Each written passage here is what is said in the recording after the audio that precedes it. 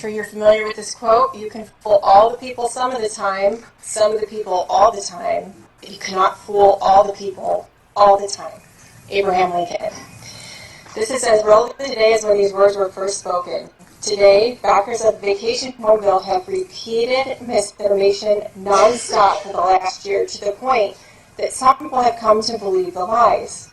The fact is, the supporters of this new ordinance continue to hide the ball from the voters in the hopes that you won't find out what's in the ordinance until it passes. Sounds like a familiar tactic from Washington, D.C. and Nancy Pelosi.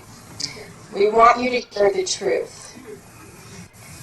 Let me tell you what they don't want you to know about the devastating impact this bill will have on Marco Island. Unlike other cities, Marco Island's economy relies almost exclusively on vacationers that pump hundreds of millions of dollars per year on the island and in our shops, restaurants, and recreational activities. Thousands of jobs rely on them. Shops still coming from COVID will close and jobs will be lost. This bill would cut the island's economic engine in half. Second, if passed, this bill will prevent homeowners from accepting new bookings on day one. I will repeat that again. No new bookings are allowed if this ordinance is passed. There's no time frame identified, if ever, that new reservations can resume. There is no safety program established. There is no home fire program established. No new staff has been hired. There are 2,000 homes that need to be inspected. This could take a year or more for the city to perform these inspections. The bad faith in which this bill was written was deliberate, spiteful, and mean-spirited. A bill like this will only cause more problems. This bill is not the same as any other law.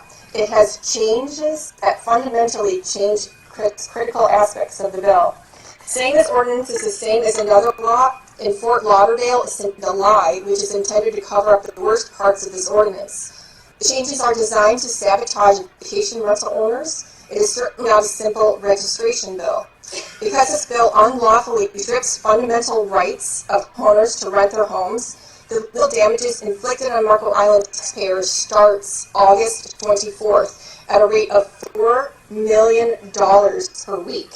That's because it prevents 2,000 vacation homes from making new bookings at an average price of $2,000 per week. That's $4 million in legal damages per week that residences will have to compensate the affected homeowners.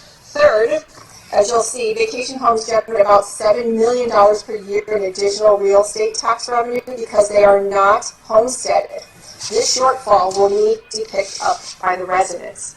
Fourth, vacation homes generate $13 million in Collier and Florida rental tax per year. The $120 million legal damages that result in a tax hike. These damages are calculated based on damages through the end of 2022. They will continue to pile on in 2023 should this law be voted in. This bill is even worse for taxpayers than the one in place in Fort Lauderdale.